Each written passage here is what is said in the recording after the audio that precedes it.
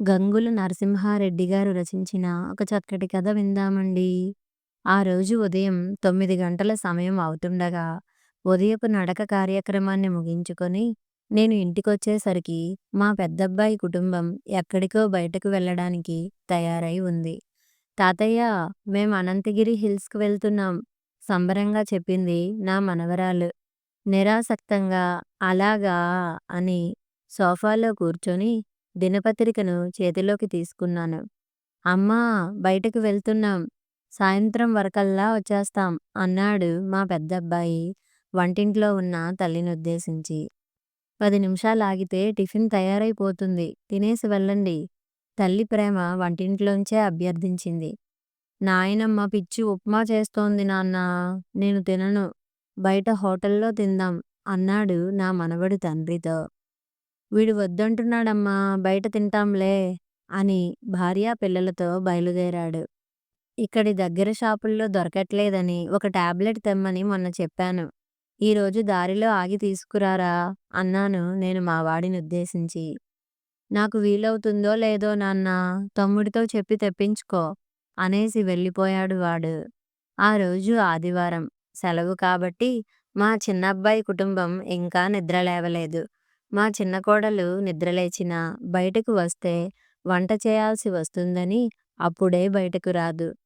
రెండో మారు కాఫీ తాగాలనే కోరిక కలిగింది కానీ, మా ఆవిడను మళ్ళీ అడగాలంటేనే నాకు మొహమాటంగా ఉంది. ఇంతమందికి వంట చేయడంలో తీరిక లేకుండా ఉండే తనను ఇబ్బంది పెట్టడం భావ్యం కాదనిపించి, మంచినీళ్లు తాగి వచ్చి పేపరు చదువుతూ కూర్చున్నాను. పావుగంట తర్వాత కాబోలు కాఫీ తీసుకోండి అన్న మా ఆవిడ స్వరం నాకు మధురాతి మధురంగా వినబడి తలెత్తాను. ఆమె వంక అనురాగపూర్వకంగా చూస్తూ కప్పు అందుకుని థాంక్స్ అన్నాను మనస్ఫూర్తిగా. 10 గంటల సమయం కావస్తుండగా మా చిన్నబ్బాయి ఒక్కడే తమ గదిలోంచి బయటకు వచ్చి, అమ్మా, టిఫిన్ రెడీనా అని అడిగాడు. అంటే వీడు కూడా తన కుటుంబంతో బయటకు చెక్కేస్తున్నాడన్నమాట మనసులో అనుకున్నాను. అయిందిరా, రండి తినండి అంది మాతృమూర్తి. ఆ తరువాత వాడి భార్య, కూతురు వచ్చారు. నా ఊహ నిజమైంది. అందరూ ప్రయాణానికి సిద్ధమై ఉన్నారు. అత్తయ్య, మా అమ్మ వాళ్ళింటికి వెళ్ళేసి వస్తాం. మధ్యాహ్న భోజనం అక్కడే అంది మా కోడలు అత్తగారితో. అంటే ఆ అమ్మాయి ఉద్దేశం రాత్రికి వంట సిద్ధం చేసి ఉంచమని. సరేనమ్మా అనకువగా అంది ఈ తరం అత్తగారు. వాళ్ళు తిని బయలుదేరుతుండగా మా చిన్నాడికి నా టాబ్లెట్ విషయం చెప్పాను బెరుకు బెరుకుగా. ఎందుకంటే వీడో కరకు వెధవ. నేనేం అడిగినా కసురుకుంటూ ఉంటాడు. ఏ కలనున్నాడో గాని. సరే తెస్తాలే అని ఒప్పుకున్నాడు. వాళ్ళు వెళ్ళిపోయిన తర్వాత స్నానం చేసి టిఫిన్ చేస్తుండగా నా మొబైల్ మోగింది. చూస్తే నా మిత్రుడు సదానందం నుండి వస్తున్న కాల్ అది. హలో మిత్రమా అన్నాను ఆనందంగా. నేనన్నయ్య, ప్రమీలను సదానందం భార్య గొంతు వినబడింది. భర్త ఫోన్ ద్వారా అతనికి బదులు ఆమె ఎందుకు మాట్లాడుతోందో అర్థంగాక అయోమయానికి గురై, సదానందం బావున్నాడా అమ్మా అడిగాను ఆతురతగా. 5, 6 రోజులుగా నడుం నొప్పంటూ మంచంపైనే పడుకుని ఉంటున్నారన్నయ్య. చాలా ఇబ్బంది పడుతున్నారు గద్గద స్వరంతో జవాబిచ్చింది. మరి డాక్టర్ దగ్గరికి తీసుకెళ్ళలేదా? మీ పిల్లలకు చెప్పారా? హలో, హలో గట్టిగా అన్నాను.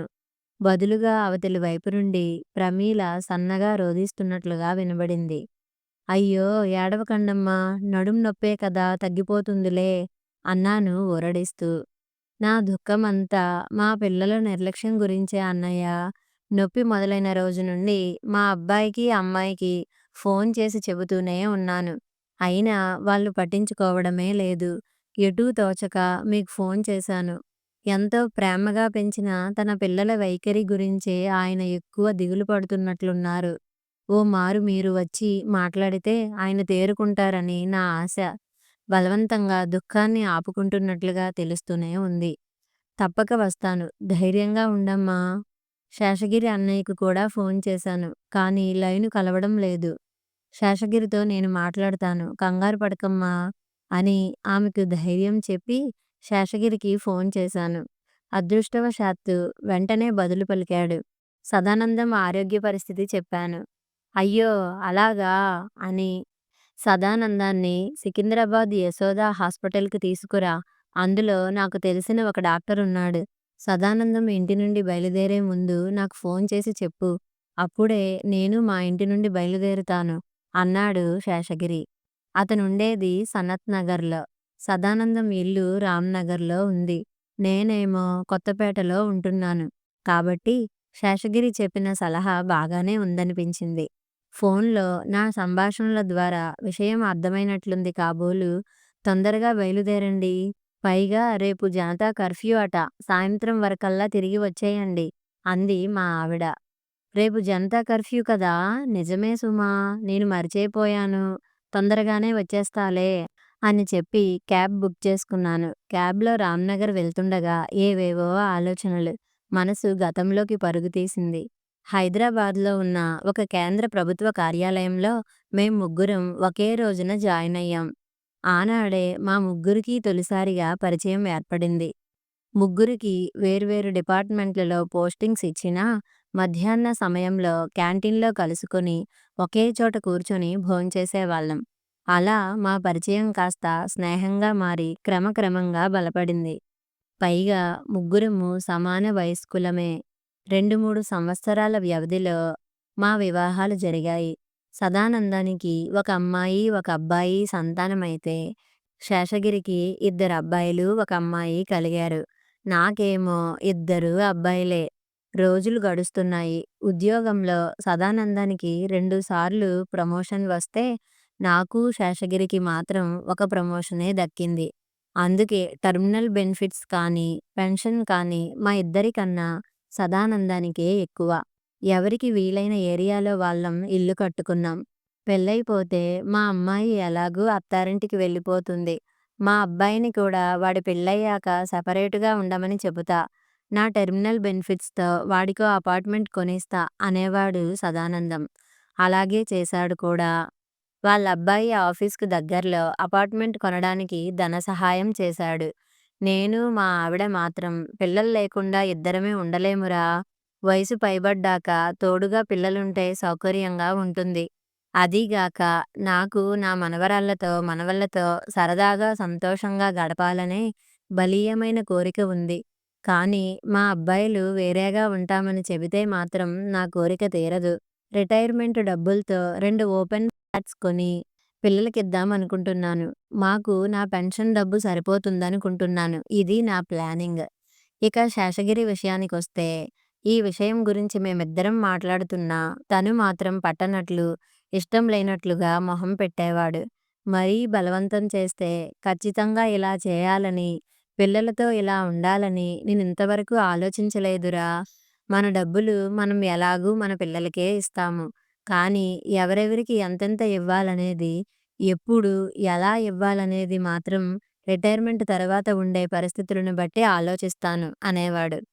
పాత ఇంటిని మార్పులు చేసి 2 కొడుకుల కుటుంబాలతో శేషగిరి దంపతులు ఒకే ఇంట్లో ఉంటున్నట్లుగా తరువాత చెప్పాడు. అందరం రిటైర్ అయ్యి ఇప్పటికే 5 ఏళ్లు దాటింది. నెలకో, 2 నెలలకో ఫోన్ చేసుకోవడం తప్పితే వ్యక్తిగతంగా కలుసుకోవడం దాదాపుగా తగ్గిపోయింది. ఇదిగో ఈరోజు సదానందం భార్య ఫోన్ చేయడం వల్ల ముగ్గురం కలుసుకోబోతున్నాం. రామ్ నగర్‌కు చేరుకున్నాను. సదానందం నన్ను చూసి కళ్ళనీరు పెట్టుకున్నాడు. మనిషి చాలా నీరసంగా ఉన్నాడు. మొహం దిగులుతో పీకిపోయి ఉంది. శారీరక అనారోగ్యం కన్నా మానసికంగా ఎందుకో బాగా కుంగిపోయినట్లుగా కనిపించాడు. ధైర్యం చెప్పాను. మాతో బాటు ప్రమీల కూడా హాస్పిటల్‌కు వచ్చింది. మేం వెళ్ళిన 10 నిమిషాల తరువాత శేషగిరి వచ్చాడు. అతడు రావడం చాలా మేలయింది. అతనికి తెలిసిన డాక్టరు ఎంతో చొరవ తీసుకుని సహాయం చేశాడు. రకరకాల పరీక్షలు చేశారు. ఎంఆర్ఐ కూడా తీశారు. భయపడాల్సిన అవసరం లేదని డాక్టర్ హామీ ఇచ్చాక సదానందం మొహం తెరపిన పడింది. ప్రమీల మొహంలో వెలుగు ప్రత్యక్షమయింది. క్యాబ్ బుక్ చేయమంటావా? లేక ఈ చుట్టుపక్కల ఏమైనా పనులున్నాయా? హాస్పిటల్ నుండి బయటకు వచ్చాక సదానందాన్ని అడిగాను. బుక్ చెయ్యి. ఇంకే పనులు లేవు. క్యాబ్ వద్దు. నేను డ్రాప్ చేస్తాను. కారు తీసుకువచ్చాను అన్నాడు శేషగిరి. కారు కొన్నావా? ఆశ్చర్యంగా అడిగాను. అవునురా! మారుతిలో ఆటో గేర్ కొన్నాను. నడపడం చాలా ఈజీ అంటూ పార్కింగ్ వైపు వెళ్ళాడతను. నేను సదానందం వంక చూశాను. అతడు నా వంకే చూస్తున్నాడు నిర్లిప్తంగా. నిజంగానే శేషగిరి తన ఆటో గేర్ కారును చాలా సులువుగా డ్రైవ్ చేస్తున్నాడు. అన్నయ్య లోపలికి రండి. భోంచేసి వెళ్దురు గాని ఇంటి దగ్గర కారు దిగుతూ ఆహ్వానించింది ప్రమీల. ఎందుకమ్మా నీకు శ్రమ? మీరొస్తారనే కూరలు ఎక్కువ చేశాను. అరగంటలో అన్నం వండేస్తాను. మీరు మాట్లాడుతూ ఉండండి. ఉద్యోగ జీవితం గురించిన కబుర్లు చెప్పుకోవడం మొదలుపెట్టేసరికి సదానందం మొహం చిరునవ్వుతో వెలిగిపోయింది. ఆ తర్వాత మా సంభాషణ మా పిల్లల వైఖరిలో వచ్చిన మార్పు వైపు మళ్ళింది. పిల్లల విషయం చెప్పాల్సి వచ్చేసరికి సదానందం మొహంలో మళ్ళీ విచారం తొంగిచూసింది. మీ వాడు మీ ఇంటివైపే రావట్లేదా? అడిగాను. నా దగ్గర డబ్బులున్నంత వరకు రోజూ ఫోన్ చేసి మా యోగక్షేమాలు కొనుక్కునేవాడు. వారానికో మారు కుటుంబ సమేతంగా తప్పక వచ్చి వెళ్ళేవాడు. ఎప్పుడైతే నా దగ్గర డబ్బులేం మిగల్లేదని తెలుసుకున్నాడో అప్పటి నుండి ఇంటికి రావడం లేదు. ఫోన్ చేస్తే ముక్తసరిగా సమాధానం చెప్పి పెట్టేస్తున్నాడు. నిర్వేదంగా చెప్పుకొచ్చాడు సదానందం. మరి మీ అమ్మాయి? అడిగాడు శేషగిరి. అప్పుడు వివరంగా చెప్పుకొచ్చాడు సదానందం. తన రిటైర్మెంట్ డబ్బుల్లో కొంత కూతురికి ఇచ్చి, కొంత తమ దగ్గర ఉంచుకొని, ఎక్కువ డబ్బు కొడుక్కి అపార్ట్మెంట్ కొనుక్కోవడానికి ఇచ్చాడట. అందుకే కూతురు తల్లిదండ్రులపైన అలిగి ఇంటికి రావడం మానేసిందట. ఫోన్ చేస్తే 1, 2 మాటలు మాత్రమే మాట్లాడి పెట్టేస్తుందట. ఇక కొడుకు తండ్రి ఇచ్చిన డబ్బుతో సంతృప్తి చెందక అపార్ట్మెంట్‌లో కబోర్డ్స్ చేయించాలి, ఫర్నిచర్ కొనాలి అంటూ తండ్రిని పీడించి మిగిలిన డబ్బంతా ఊడ్చేశాడంట. మేమిక పాలివ్వని, ఒట్టిపోయిన గేదెలమని తెలిసిపోయింది వాడికి. అందుకే మమ్మల్ని పట్టించుకోవడం మానేశాడు. ఈ మాట అంటున్నప్పుడు సదానందం గొంతు దుఃఖంతో పూడుకుపోయింది. అతన్ని ఏమని ఓదార్చాలో మా ఇద్దరికీ అర్థం కాలేదు. ఆ తరువాత రాజకీయాల గురించి, కరోనా ఉపద్రవం గురించి మాట్లాడుకున్నాం. భోంచేసి ఆ దంపతుల దగ్గర సెలవు తీసుకొని బయటకు వచ్చాం నేను, శేషగిరి. నన్ను అమీర్‌పేట మెట్రో స్టేషన్ దగ్గర డ్రాప్ చేయరా వెళ్ళిపోతాను అన్నాను. సరే పద అన్నాడు. దారిలో సదానందం దురవస్థ గురించి కాసేపు మాట్లాడుకున్నాం. బేగంపేట దాటుతుండగా శేషగిరి నన్ను తన ఇంటికి ఆహ్వానించాడు. రేపెలాగూ జనతా కర్ఫ్యూ కదా! బయటకు వెళ్ళకుండా ఇంట్లో కూర్చోవాలి. రేపు మా పెళ్లి రోజు. రేపొక్కరోజు మాతో గడుపు. రేపు రాత్రికి గానీ, ఎల్లుండి ఉదయం గానీ నిన్ను పంపిస్తాను. ఊహించని ఆహ్వానం అది. ఏమని జవాబివ్వాలో అర్థం కాలేదు నాకు.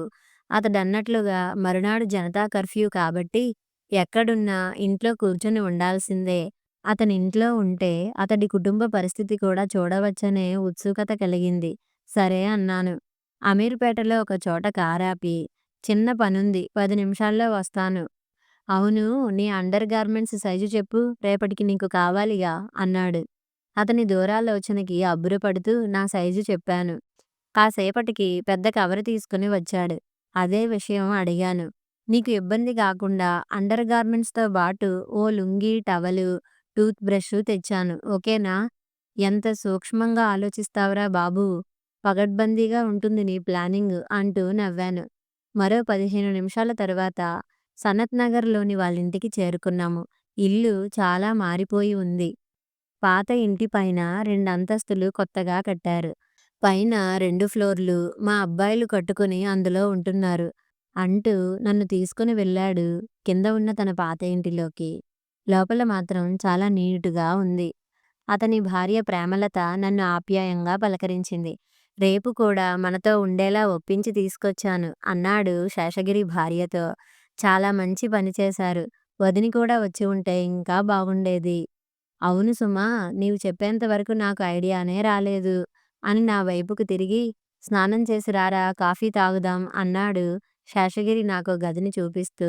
నేను హాలులోకి తిరిగి వచ్చేసరికి భార్యాభర్తలిద్దరూ మనవడు, మనవరాలితో కలిసి నవ్వుతూ కబుర్లు చెప్పుకుంటున్నారు. తాతయ్య మీ ఫ్రెండా? అడిగింది మనవరాలు. అవునమ్మా! అంటూ తను అమీర్‌పేటలో దిగినప్పుడు తెచ్చాడు కాబోలు 2 పార్సిల్స్ వాళ్ళకిస్తూ కర్రీ పఫ్స్, కేకులు తెచ్చాను తీసుకోండి. ఒక ప్యాకెట్ మీకు, మరొకటి పెదనాన్న వాళ్ళకు అన్నాడు. థాంక్యూ తాతయ్య అంటూ ఆనందంగా వాటిని తీసుకొని వెళ్ళిపోయారు. మా చిన్నాడి పిల్లలు అని నాతో చెప్పి వంటింటి వైపు తిరిగి కాఫీ రెడీనా అన్నాడు భార్యతో. నా మనసులో ఎక్కడో ఓ గిల్టీ ఫీలింగ్ కలుక్కుమంది. ఎందుకంటే నేనెప్పుడూ నా మనవలకు, మనవరాళ్లకు బయట నుండి ఇలా ప్రత్యేకంగా తినుబండారాలు ఏవీ కొని తీసుకురాలేదు. నాకా ఆలోచనే రాలేదెప్పుడూ. మాకు తెచ్చాడు కాబోలు మొదట సమోసాల ప్లేట్లు ఇచ్చి, వెళ్ళి తరువాత కాఫీ కప్పులు తీసుకుని వచ్చింది ప్రేమలత. ఆ తరువాత కొడుకులు గాని, కోడళ్ళు గాని, వాళ్ళ పిల్లలు గాని ఎవరో ఒకరు వచ్చి కబుర్లు చెప్పి వెళ్ళిపోతున్నారు. సమయం ఇట్టే గడిచిపోయింది. డిన్నర్‌లో చపాతీలతో బాటు 3 రకాల కూరలు వడ్డించింది ప్రేమలత. "ఎందుకమ్మా ఇన్ని చేసి శ్రమపడ్డారు?" అన్నాను మొహమాటంగా. "ఇవన్నీ నేనేం చేయలేదన్నయ్య. ఒక్కటే నేను చేసింది. మిగతా 2 ఫస్ట్ ఫ్లోర్ నుండి, సెకండ్ ఫ్లోర్ నుండి వచ్చినవి" అందామె నవ్వుతూ. ఆ నవ్వులో నిండైన సంతృప్తి కనబడింది. ఎందుకో నాకా క్షణం నా భార్య ఇప్పటికీ పడుతున్న కష్టాలు జ్ఞాపకం వచ్చి హృదయం బాధతో మూలిగింది. మా కోడళ్ళైతే వంటింటి వైపే రారు. ఆ రాత్రి పడుకునే సమయానికి నాకో విషయం స్పష్టంగా అర్థమైంది. మా ఇంటి గాలిని, సదానందం ఇంటి గాలిని, శేషగిరి ఇంటి గాలితో పోల్చినప్పుడు నాకెంతో వ్యత్యాసం కనబడింది. మా ఇంటిలో గాలి భారంగా, ఇబ్బందిగా ఉంటే, సదానందం ఇంటి గాలి నిండా విచారం, నిర్లిప్తతలు నిండి ఉన్నాయి. కానీ ఈ ఇంటి గాలి ఆనందం, ఆహ్లాదాలతో హాయిగా ఉంది. మరునాడు ఆదివారం రోజున జనతా కర్ఫ్యూ. ఆ రోజే శేషగిరి దంపతుల పెళ్లిరోజు కాబట్టి వాళ్ళ పెద్దబ్బాయి అందరికీ టిఫిన్‌లు ఏర్పాటు చేస్తానంటే, చిన్నబ్బాయి మధ్యాహ్న భోజన ఏర్పాట్ల సంగతి చూసుకుంటానన్నాడట. రాత్రి డిన్నర్ కోసం ప్రత్యేకమైన వంటకాలతో శేషగిరి స్వయంగా క్యాటరింగ్‌కు చెప్పి విందు ఇస్తున్నాడట. ఇల్లంతా సందడిగా ఉంది. కూతురు వాళ్ళ కుటుంబం వీళ్ళింటికి దగ్గరలోనే ఓ అపార్ట్మెంట్‌లోనే ఉంటుందట. ఆమె ఒక పెద్ద కేకుని తీసుకొని భర్త, పిల్లలతో వచ్చింది. పిల్లల కోలాహలం మధ్య శేషగిరి దంపతులు కేకు కట్ చేశారు. కుటుంబ సభ్యులంతా కాళ్ళు మొక్కి వెళ్తుంటే అందరికీ ముందుగానే సిద్ధంగా ఉంచుకున్న పేపర్ కవర్లని చేతిలో పెడుతున్నారు. ఆ కవర్లలో డబ్బులున్నట్లు తెలుస్తూనే ఉంది. క్యాటరర్ వెనక వీధిలోనే ఉంటాడట. అందుకే కర్ఫ్యూ ఉన్న ఆ రాత్రికి ఆర్డర్ ప్రకారం విందు భోజనం వడ్డించాడు. కుటుంబ సభ్యులంతా ఆనందంగా కబుర్లు చెప్పుకుంటూ తినడం చూస్తుంటే నా మనసులో మళ్ళీ కలుక్కుమంది. మా పెళ్లి రోజుని ఉత్సవంగా జరపడం మాట అటుంచి, మా కుటుంబ సభ్యులంతా ఇలా కలిసి విందారగించిన సందర్భం ఒక్కటంటే ఒక్కటి లేదు. భోజనాలయ్యాక పిడుగులాంటి వార్త ఒకటి తెలిసింది. ఈ మార్చి నెలాఖరు దాకా రాష్ట్రం అంతటా లాక్‌డౌన్ విధిస్తున్నట్లు ముఖ్యమంత్రి ప్రకటించారు. అంటే నేను మరో 9 రోజులు ఇక్కడే ఉండిపోవాలా? అని ఆందోళన కలిగింది. అది గమనించిన శేషగిరి, "నీవు వర్రీ గాకురా!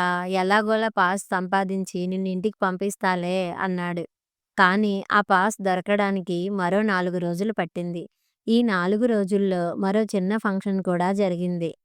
శేషగిరి చిన్నబ్బాయి కూతురు బర్త్‌డే పార్టీని కూడా సందడిగా జరుపుకున్నారు. ఆ రోజు రాత్రి భోజనం చిన్నబ్బాయి నివాసంలోనే చేశామందరం.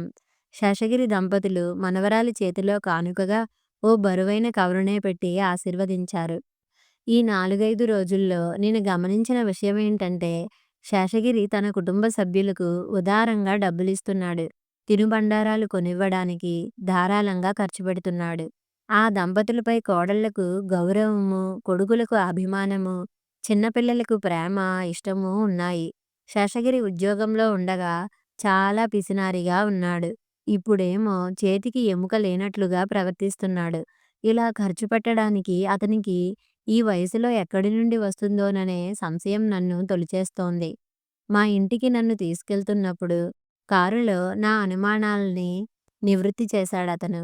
లాక్‌డౌన్ కాబట్టి రోడ్లన్నీ నిర్మానుష్యంగా ఉన్నాయి. ఆటో గేర్ కారు నిశ్శబ్దంగా పరుగులు తీస్తోంది.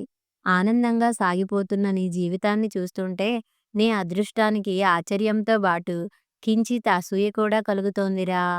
నీ విజయ రహస్యమేంటో చెప్పవా? అని అడిగాను నవ్వుతూ. నా రహస్యం చెబుతాను కానీ, ముందు నువ్వు నాకో విషయం చెప్పు. నీ టెర్మినల్ బెనిఫిట్స్‌ని ఏం చేశావు? వచ్చే పెన్షన్ మా ఇద్దరి అవసరాలకి సరిపోతుంది కదా అనుకుని ఇద్దరు అబ్బాయిల కోసం మొత్తం డబ్బుతో హస్తినాపురంలో 2 ఓపెన్ ఫ్లాట్లు కొన్నాను. ఇప్పుడు వాటి విలువ 2,00,00,000 పైనే ఉంది గర్వంగా చెప్పాను. నిజానికది చాలా పెద్ద మొత్తం. కానీ మీ అబ్బాయిలకు మాత్రం ఆ విషయమే పట్టదు కదూ! అవున్రా! అందుకు వాళ్ళు నన్ను ఎప్పుడూ మెచ్చుకోలేదు కూడా. ఇప్పుడు నా జవాబులో గర్వం లేదు. ఎందుకంటే నీ తరువాత అవి తమకే చెందుతాయి కాబట్టి వాళ్ళు పట్టించుకోరు. సరే నువ్వు చేసింది, మన సదానందం చేసింది సర్వసాధారణంగా అందరు తండ్రులు చేసే పనే. మొత్తం డబ్బులు పంచి ఇస్తే మనల్ని పువ్వుల్లో పెట్టి చూసుకుంటారని, స్థిరాస్తుల్ని సంపాదించి ఇస్తే పిల్లలు తమని నెత్తిన పెట్టుకొని ఊరేగుతారని ప్రతి తండ్రి భ్రమపడతాడు. అవున్రా నిజమే ఒప్పుకున్నాను నేను. కారు పంజాగుట్ట దాటింది.